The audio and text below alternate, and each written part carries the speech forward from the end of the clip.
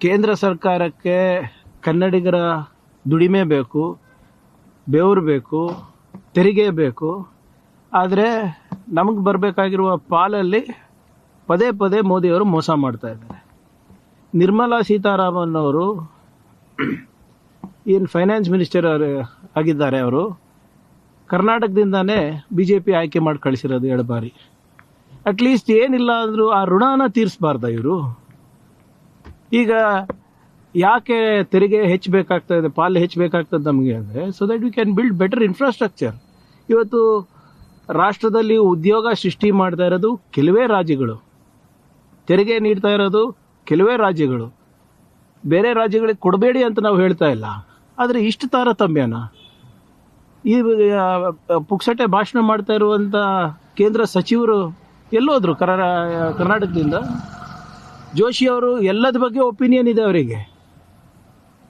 ಈ ನಿಮ್ಮ ಸರ್ವೆ ಬಗ್ಗೆ ಒಪಿನಿಯನ್ ಇದೆ, ನನ್ನ ಬಗ್ಗೆ ಒಪಿನಿಯನ್ ಇದೆ, ಸಿದ್ದರಾಮಯ್ಯ ಅವ್ರ ಬಗ್ಗೆ ಒಪಿನಿಯನ್ ಇದೆ. ಇದ್ರ ಬಗ್ಗೆ ಏನು ಒಪಿನಿಯನ್ ಇದೆ ಅವ್ರದ್ದು? GSTನಲ್ಲೂ ಇವತ್ತೇನು ಸುಧಾರಣೆ ತಂದಿದ್ದಾರೆ, ಅದರಲ್ಲೂ ಕೂಡ ನಮ್ಗೆ ನಷ್ಟ ಆಗ್ತಾ ಇದೆ. ಸೊ ಅದರಿಂದ ಈ ನಮ್ಮ BJP MP ಅವರು ಆಯ್ಕೆ ಮಾಡಿರೋದು ಕರ್ನಾಟಕ ಮತ್ತು ಕನ್ನಡಿಗರ ಹಿತಾಸಕ್ತಿ ಕಾಪಾಡಲಿಕ್ಕೆ ಹೊರತು ಮೋದಿಯವರ ಮನ್ ಕಿ ಬಾತ್ ಕೇಳೋಕ್ಕಲ್ಲ. ದಯವಿಟ್ಟು ಸ್ವಲ್ಪನ ಸಾಮರ್ಥ್ಯ ತೋರಿಸಿ, ಸ್ವಲ್ಪನ ಶಕ್ತಿ ತೋರಿಸಿ, ಒಗ್ಗಟ್ಟಾಗಿ ಹೋಗಿ ಅಲ್ಲಿ ಮೋದಿಯವ್ರ ಮುಂದೆ ಕರ್ನಾಟಕಕ್ಕೆ ಕನ್ನಡಿಗರಿಗೆ ಆಗ್ತಾರೆ ಅನ್ಯಾಯ ಬಗ್ಗೆ ಮಾತಾಡಲಿ. ಬಿಜೆಪಿ ಸರ್ಕಾರ ಇರೋ ರಾಜ್ಯಗಳಿಗೆ ಬಹಳಷ್ಟು ತೆರಿಗೆ ಕೊಟ್ಟಿದ್ದಾರೆ ಸರ್. ಅದೇ ನೋಡಿ ಇವರೇ, ನಾವು ಅದಕ್ಕೆ ಬಿಮಾರು ಸ್ಟೇಟ್ಸ್ ಅಂತ ನಾವು ಹೇಳ್ತೀವಿ. UPಗೆ ಕೊಡಬಾರ್ದು ಅಂತ ನಾನು ಹೇಳ್ತಾ ಇಲ್ಲ, ಮಧ್ಯಪ್ರದೇಶಕ್ಕೆ ಕೊಡಬಾರ್ದು ಅಂತ ಹೇಳ್ತಾ ಇಲ್ಲ, ಆದರೆ ಅಷ್ಟು ದೊಡ್ಡ ಪ್ರಮಾಣದಲ್ಲ.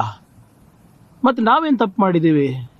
ನಮ್ಗೆ ಇವತ್ತು ಶಿಕ್ಷೆ ಸಿಗ್ತಾ ಇರೋದು, ನಾವು ಚೆನ್ನಾಗಿ ತೆರಿಗೆ ಕೊಡ್ತಾ ಇದ್ದೀವಿ, ಚೆನ್ನಾಗಿ ದುಡಿತಾ ಇದ್ದೀವಿ, ಉದ್ಯೋಗ ಸೃಷ್ಟಿ ಮಾಡ್ತಾ ಇದ್ದೀವಿ. ಇವತ್ತು ವಿಶ್ವದಲ್ಲೇ ಕರ್ನಾಟಕಕ್ಕೆ ಅದರಾದಂಥ ಒಂದು ಛಾಪ್ ಮೂಡಿಸಿದೆ, ಅದಕ್ಕೆ ಶಿಕ್ಷೆನಾ ನಮಗೆ? UPನಲ್ಲಿ ಏನು ಹೌದಪ್ಪ, UPನಲ್ಲಿ ನಮ್ಮ ದುಡ್ಡು ತಗೊಂಡು ಇವರು ಸ್ಕೂಲ್ ಕಾಲೇಜ್ ಕಟ್ಟಿಸ್ತಾ ಇದ್ದಾರೆ ಏನ್ರಿ?